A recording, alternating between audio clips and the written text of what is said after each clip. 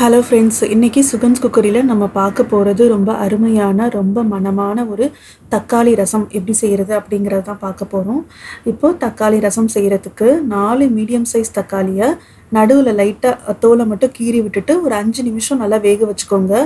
இந்த மாதிரி வெந்ததுக்கப்புறம் தோலெல்லாம் லைட்டாக சுருங்கி வருது இல்லையா, ஸோ இந்த மாதிரி ஆனதுக்கப்புறம் ஸ்டவ் ஆஃப் பண்ணி இதை நல்லா ஆற விட்டுருங்க தக்காளியை. அடுத்தது 1 டீஸ்பூன் சீரகம், 1 டீஸ்பூன் மிளகு, ஒரு 5-6 பல்லு பூண்டு, இது எல்லாத்தையும் நல்லா தட்டி எடுத்து வச்சுக்கோங்க. இல்லைனா மிக்சி ஜாரில் கூட பவுடர் பண்ணி எடுத்து வச்சுக்கலாம். இப்போது தக்காளி நல்லா ஆறிடுச்சு. இதை மிக்சி ஜாரில் போட்டு நல்லா பேஸ்டாட்டும் அடித்து எடுத்து தனியாக வச்சுக்கோங்க. இப்போது ஒரு பேன் நல்லா சூடானதுக்கப்புறம் அதில் 1 டேபிள் ஸ்பூன் எண்ணெய் சேர்த்துட்டு, எண்ணெய் நல்லா காஞ்சதுக்கப்புறம் அதில் கொஞ்சமாக கடுகு, ஒரு காஞ்ச மிளகாய், ஒரு கொத்து கருவேப்பிலை, இது எல்லாத்தையும் சேர்த்து நல்லா வதக்கிக்கோங்க. இதை வதங்கினதுக்கப்புறம் உங்களுக்கு நல்லா இந்த வாசம் வரும் இல்லையா, வந்ததுக்கப்புறம் நம்ம இடித்து வச்சுருக்கிற மிளகு, சீரகம்,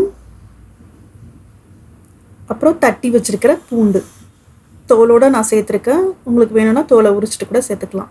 இது எல்லாத்தையும் நல்லா வதக்குங்க. இதை வதக்கும் போதே உங்களுக்கு நல்ல அந்த சீரகம் மிளகோட வாசம் வரும். அந்த மாதிரி வாசம் வந்ததுக்கப்புறம் இதில் ரசத்துக்கு தேவையான மஞ்சள் பொடி,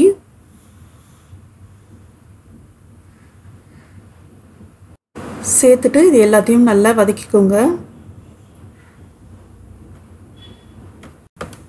இப்போ நம்ம வேக வச்சு அடித்து வச்சுருக்கிற இந்த தக்காளி பேஸ்ட்டு அதையும் சேர்த்துக்கலாம். சேர்த்துட்டு இது கூட நம்ம அந்த தக்காளி வேக வச்ச தண்ணி இருக்கு இல்லையா, அதையும் சேர்த்துக்கோங்க. இதை ரசத்துக்கு நம்ம புளி சேர்க்க போகிறதில்ல. இந்த தக்காளியோட புளிப்பு தான் இந்த ரசத்துக்கு டேஸ்ட்டே. அதனால நீங்கள் கொஞ்சம் அளவாக தண்ணி ஊற்றுங்க. ரொம்ப தண்ணி ஊற்றிட்டிங்கன்னா அதில் உள்ள புளிப்பு டேஸ்ட்டு போயிடும். அப்படி சப்போஸ் தெரியாமல் நீங்கள் நிறைய தண்ணி ஊற்றிட்டீங்க அப்படின்னா கொஞ்சமாக புளி சேர்த்து அட்ஜஸ்ட் பண்ணிக்கோங்க. ஸோ அப்போ கடைசியாக கொஞ்சமாக உப்பு, பெருங்காயத்தூள் சேர்த்துட்டு நல்லா மிக்ஸ் பண்ணிவிட்டு இதை கொதிக்க விடலாம். ஸோ இந்த ரசம் பார்த்திங்கன்னா ரொம்ப நல்லாயிருக்குங்க. எப்போதும் புளி போட்டு ரசம் செய்கிறத விட இதை மாதிரி ஒரு தடவை நீங்கள் ரசம் செஞ்சு பாருங்கள். குழந்தைங்களுக்குலாம் ரொம்ப பிடிக்கும். ஸோ இப்போ ரசம் நல்லா கொதிக்குது. இப்போ ஸ்டவ்வை ஆஃப் பண்ணிவிட்டு